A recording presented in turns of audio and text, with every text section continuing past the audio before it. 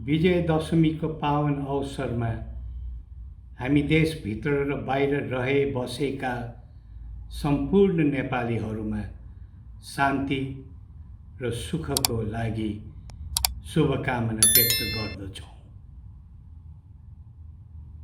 हाम्रो समाज सनातनिक आदर्श र पुर्ख्यौली पौरखबाट पृथक छैन, तर हाम्रो राजनीति र राजकाजी चालचलन त्यस अनुरूप हुनु सकेनन्।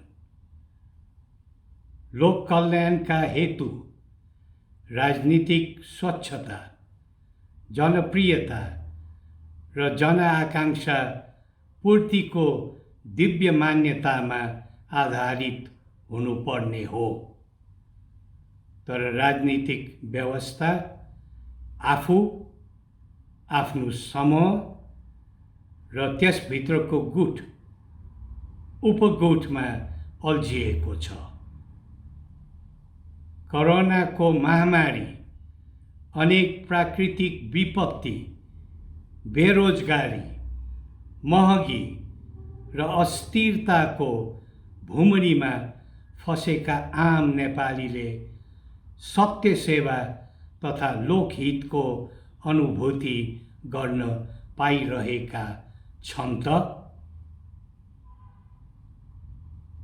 कुनै पनि परिवर्तनको मर्म देशसँग अन्तर सम्बन्धित हुने गर्दछ।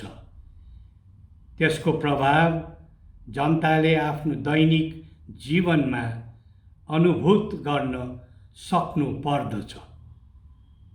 दुर्भाग्यवश शिक्षा तथा स्वास्थ्यको व्यापारीकरण, विकास निर्माणका कामको भ्रष्टीकरण, प्रशासनिक र राजनीतिक पेसाले सीमित व्यक्तिलाई फाइदा पुर्याउने र न्यायिक क्षेत्रमा उत्पन्न विचलनले सबैतिर निराशाको बादल छाएको छ।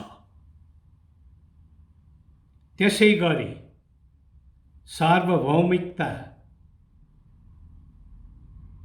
राष्ट्रियता र राष्ट्रिय एकता दुर्लभ गराउने, मौलिक धर्म संस्कृति सङ्कटमा पार्ने, राष्ट्रहितमा केन्द्रित रहनुपर्ने परराष्ट्र नीति असन्तुलित भई राष्ट्र सुरक्षा स्वार्थमा चुनौती थपिएकोले हाम्रो मन पोलेको छ। हरेक नेपालीलाई आफ्नो स्वतन्त्र विचार र आस्थाको अधिकार छ, हुन्छ र रहन्छ। राज संस्था वैचारिक आस्थाका आधारमा विभेद गर्दैन। त्यो हाम्रो मान्यता पनि होइन, न त परम्परा। शाहवंशीय राज पद्धतिको इतिहासले स्पष्ट गरेको छ, राष्ट्रिय आवश्यकता र जनचाहनाको परिधि बाहिर कुनै पनि समस्याको समाधान खोजेको छैन, खोज्दैन पनि। देशभक्ति र राष्ट्रप्रतिको भावना मानिसमा दभित भए पनि नामेट हुनु सक्दैन। योग्य समयमा समुचित तरिकाबाट त्यो प्रस्फुटित हुने गर्दछ। केही समय यता जिम्मेवार एवं देशभक्त नागरिकहरूबाट राष्ट्रको चिन्ताले व्याकुल भई व्यक्त विचारहरूलाई हामीले राष्ट्रिय अनुराग र निष्ठा मात्र प्रकट गरेको नभई आम नेपालीमा राष्ट्रवादी चेतको सञ्चार समेत गराएको रूपमा बुझेका छौँ। देशको तत्कालीन परिस्थितिले हामीलाई बेग्लै जिम्मेवारी ग्रहण गर्न बाध्य तुल्याए पनि प्रजातन्त्र बिनाको राज संस्था र राज संस्था बिनाको प्रजातन्त्र हाम्रो जस्तो मुलुकमा सान्दर्भिक हुनु सक्दैन भन्ने आबोध हामीले गरेका छौँ। प्रजातान्त्रिक, प्रगतिशील या अन्य जुनसुकै विचारप्रति आस्थावान भए पनि राष्ट्रप्रतिको श्रद्धाले सबै नेपालीलाई एउटै मालामा उन्ने विश्वास हामीले लिएका छौँ।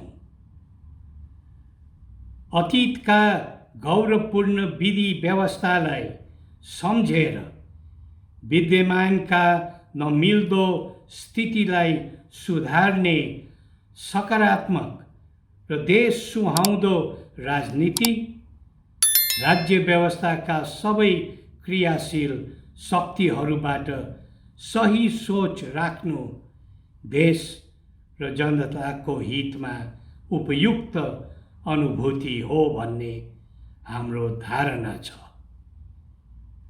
देशभन्दा माथि हामी कोही पनि छैनौँ।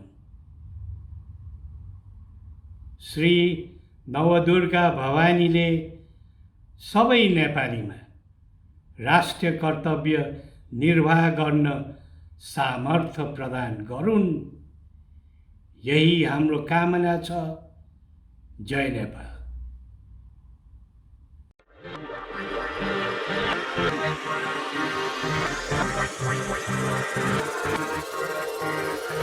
right back.